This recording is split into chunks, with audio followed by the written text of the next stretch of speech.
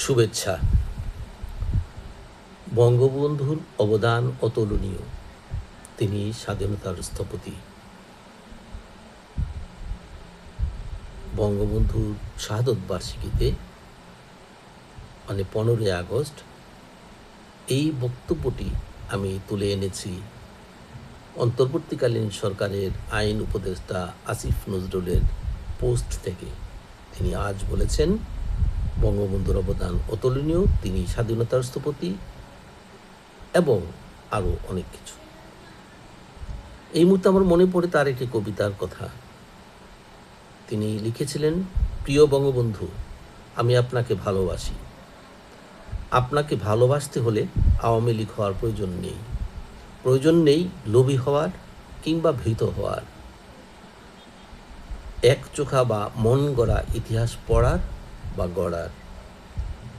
সবশেষে লিখেছিলেন, প্রিয় বঙ্গবন্ধু, আমার ভালোবাসা নিন, জন্মদিনের শুভেচ্ছা, আল্লাহ আপনাকে ভালো রাখুন। এবার আসি আরেকটি দিকে। এই আসিফ নজরুল সাহেব ছিলেন ডক্টর মোহাম্মদ ইউনূস সরকারের আইন উপদেষ্টা। বলা হয়ে থাকে ডক্টর ইউনূস সরকারের প্রতিষ্ঠার মূল কারিগর তিনি, অন্যতম কারিগর তিনি। এই উপদেষ্টার সরকার যখন 32 নম্বর গুড়িয়ে দেয়, এই উপদেষ্টার সরকার প্রধান ডক্টর মোহাম্মদ ইউনূস যখন সাংবাদিকদের প্রশ্নের জবাবে বলেন 32 নম্বর কেন গুড়িয়ে দেওয়া হলো, এটা তার কন্যা শেখ হাসিনাকে জিজ্ঞেস করেন, অর্থাৎ তিনি এর দায় নেবেন না, অথবা তিনি এটা করেছেন, ভালো করেছেন। ঠিক ওই উপদেষ্টা পরিষদের সদস্য আসিফ মাহমুদ সজীব ভুঁইয়া যখন বলেন আওয়ামী লীগের প্রতি ক্ষোভের বহিঃপ্রকাশ ঘটেছে 32 নম্বর ভাঙ্গায়,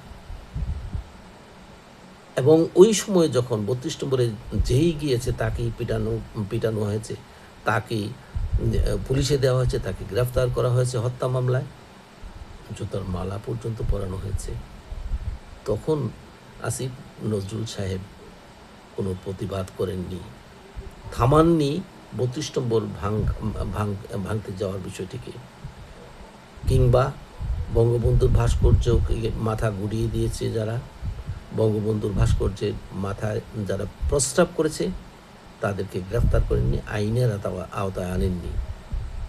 সুতরাং আজকে আসিফ নজরুল সাহেবজন বলেন যে স্বাধীনতার স্থপতি হচ্ছে বঙ্গবন্ধু এবং বঙ্গবন্ধুর অবদান অতুলনীয়, তখন খুবই খটকা লাগে।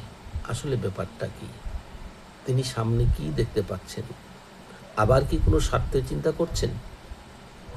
আমরা আজকে হয়তো বলতে পারি যে আজও এই 2026 সনের 15 আগস্ট 32 নম্বরে ফুল দিতে যাওয়া লোক যেতে গ্রেফতার করা হয়, 32 নম্বরে যারা গিয়েছে জয় বাংলা স্লোগান দেওয়ার কারণে গ্রেফতার করা হয়েছে। পুলিশ জবাব দিতে পারেনি সাংবাদিকের প্রশ্নের যে কোন কারণে তাদেরকে গ্রেফতার করা হয়েছে। জয় বাংলা স্লোগান দেওয়া কি নিষিদ্ধ? 32 নম্বরে ফুল দেওয়া কি নিষিদ্ধ করেছে আইন করে সরকার? পুলিশ জবাব দিতে পারেনি।